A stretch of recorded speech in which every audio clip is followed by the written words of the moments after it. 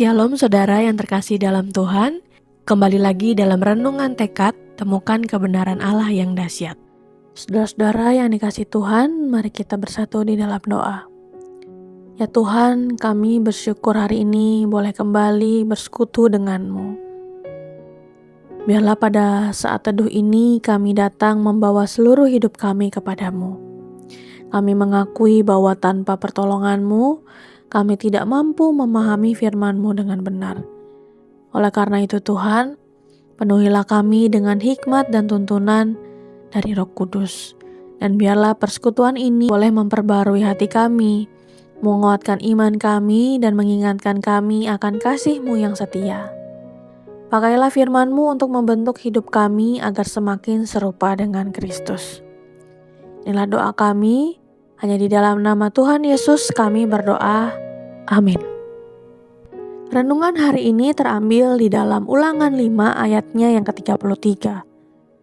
Segenap jalan yang diperintahkan kepadamu oleh Tuhan Allahmu, haruslah kamu jalani, supaya kamu hidup dan baik keadaanmu, serta lanjut umurmu di negeri yang akan kamu duduki. Saudara-saudara, mari bayangkan seorang ayah yang mengajarkan anaknya cara menyeberang jalan. Ia akan meminta anaknya memperhatikan tanda lalu lintas dan tanda kapan harus menyeberang bagi pengguna jalan. Kita tahu aturan bukan membatasi anak, tetapi melindunginya dari bahaya. Bangsa Israel pun demikian. Setelah mengalami pembebasan dari Mesir, mereka menerima hukum Tuhan sebagai pedoman hidup. Musa mengingatkan bahwa perintah-perintah Allah bukanlah alat untuk menekan umatnya, tetapi jalan menuju kehidupan yang diberkati.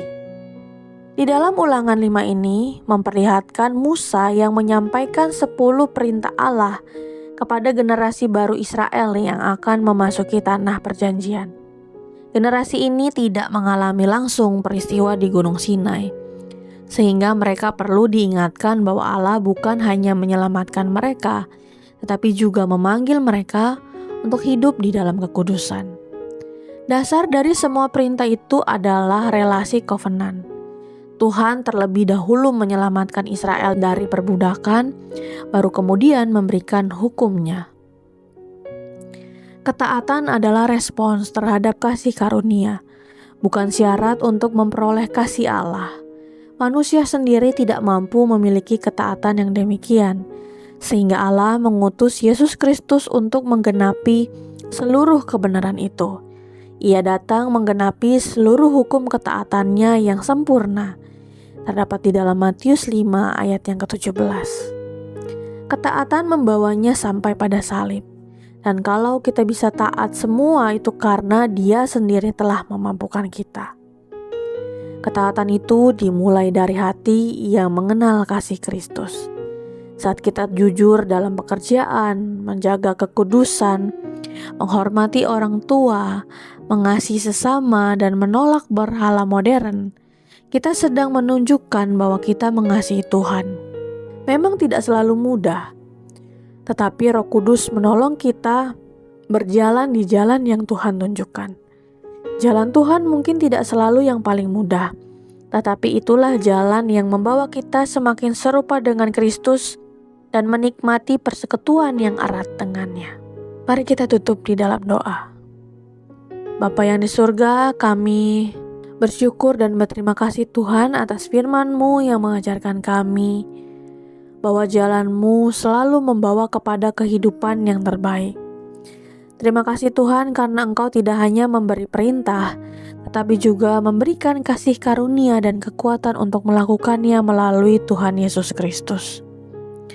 Tolong kami Tuhan untuk memiliki hati yang taat, rela meninggalkan jalan kami sendiri, dan setia mengikuti setiap tuntunan-Mu. Tuhan, pimpinlah setiap langkah kami agar hidup kami ini berkenan di hadapan-Mu. Saat kami diperhadapkan pada berbagai pilihan, berikan hikmat untuk memilih jalan yang sesuai dengan kehendak-Mu. Tuhan tolong mampukan kami hidup dalam kasih, kekudusan, dan ketaatan setiap hari. sehingga melalui kehidupan kami, nama-Mu dimuliakan. Inilah doa kami Tuhan, di dalam nama Tuhan Yesus kami berdoa, amin. Saudara yang terkasih, jika saudara memiliki pokok-pokok doa yang dapat dibagikan kepada kami untuk kami doakan, saudara-saudara bisa mengisi pada link deskripsi dari tayangan ini atau men-scan barcode yang ada di tayangan ini. Kami akan mendukung di dalam doa untuk setiap pokok-pokok doa yang ada.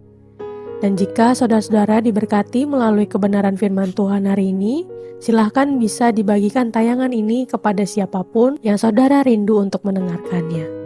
Selamat melakukan firman Tuhan yang dahsyat. Tuhan Yesus memberkati.